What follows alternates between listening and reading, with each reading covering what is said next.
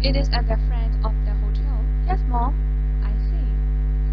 Dad needs your help in the kitchen after lunch, she said. Today? But it's the first day of summer, Mom. I want to go swimming again this afternoon. And the boats? I want to go swimming too, said Mom. But we all have to walk. We have a lot of visitors. She looks tired. She walks very hard. Okay, Mom. Mom smiles at me. Thank you, Sammy, she said. Mom! Sam, not Sammy. I'm not a little boy now. I'm 15. Okay, Sam, go and eat lunch. Then help your father. Sammy လို့အမေကရုံးခန်းထဲကနေလမ်းခေါ်လိုက်တယ်။ရုံးခန်းကဟိုတယ်ရဲ့ရှေ့မှာလေ။ဟုတ်မေးမလဲပြလို့ကျွန်တော်ကမေးလိုက်တယ်။မေကပြောတယ်။အမေကမီးဖိုခန်းထဲမှာနေလက်စားစားပြီးရင်အကူကြီးလိုတယ်တဲ့။ဒီနေ့လားအမေကလည်းဒီနေ့ကနွေရာသီရဲ့ပထမဆုံးရက်လေးလေ။ဒါနေ့လေကြာရင်ရေထက်ပြီးသွားကူးမလို့ပြီးတော့ငှက်လေးတွေရောငါလည်းရေသားကူးချင်တာပဲလို့အမေကပြောတယ်။ဒါပေမဲ့ငါတို့အားလုံးအလုပ်လုပ်ရမယ်လေ။ငါတို့မှအိတ်တွေအများကြီးပဲ။သူမပုံစံကပြင်ပန်းနေတဲ့ပုံပါပဲ။သူမကအလုပ်တအားလုပ်တာ။ဟုတ်ကဲ့ပါအမေ။အမေကကျွန်တော်ကိုပြောပြတယ်။ဆမ်မီရဲ့ကျေးဇူးလို့လည်းပြောတယ်။အမေကလည်းဆမ်လို့ခေါ်ပါဆမ်မီလို့မခေါ်ပါနဲ့။သားကကလေးမှမဟုတ်တော့တာ။သားက15နှစ်တောင်ရှိပြီလေ။ဟုတ်ပါပြီဆောင်။လေးလက်စားတော့စားတော့နော်။ပြီးရင်အဖေကိုကူညီလိုက်ပါဦး။ I go into the kitchen. Dad is cooking. I think he is the best cook in the world. He used lots of pots. I'll have to wash them after lunch. Hello, Sammy, said Dad. It's time for lunch. Are you hungry? Yes, and it smells very good.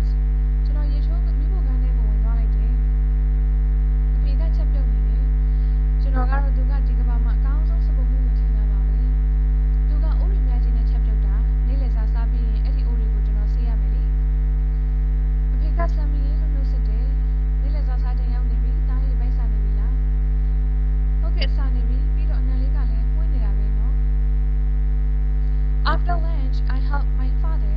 We clean the kitchen. I wash the pots and Dad washes the floor. I like to walk with Dad. Some boys don't see their fathers very often.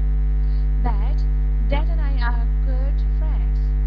နေ့လယ်စာစားပြီးတော့အဖေကျွန်တော်ကအဖေကိုကူညီတယ်။ကျွန်တော်တို့မိဖို့ကန်ကိုတန်းရှင်းလုပ်ကြတယ်။ကျွန်တော်ကအိုးရီဆေးပြီးဖေကတမ်းမြင့်ကိုဆေးကြောတယ်။ကျွန်တော်အဖေနဲ့အတူတူလုပ်ရတာသဘောကျတယ်။တချို့ကောင်လေးတွေဆိုရင်တို့အဖေတွေနဲ့တိတ်တောင်မတွေ့ရဘူးလေ။ကျွန်တော်နဲ့အဖေကတော့တကယ်ချင်းကောင်းနေကိုဖြစ်လို့ How are your birds today, Sammy?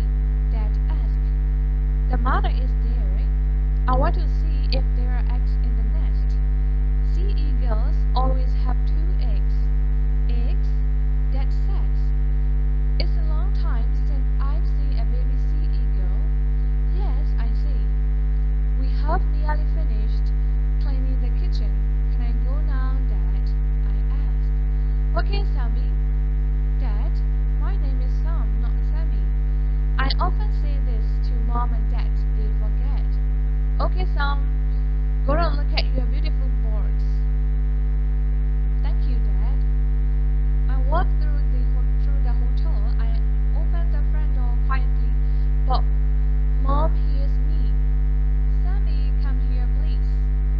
She calls from the office. Shall I run? It is a beautiful warm day. I don't want to do any more work today. I ran.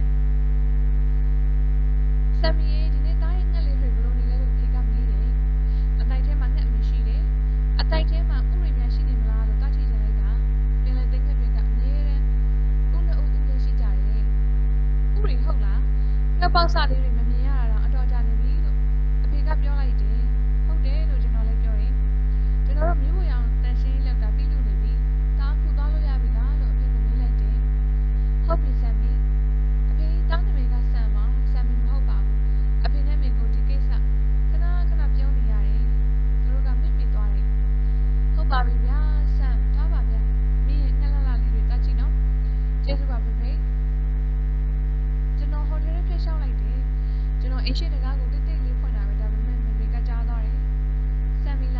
လာပါအောင်ဟဲ့သူမကရုံးခန်းထဲကနေလှမ်းခေါ်တယ်ကျွန်တော်ထွက်ပြေးသွားရမလားဒီနေ့ကနှွေးထွေးပြီးตายရနေတာပဲ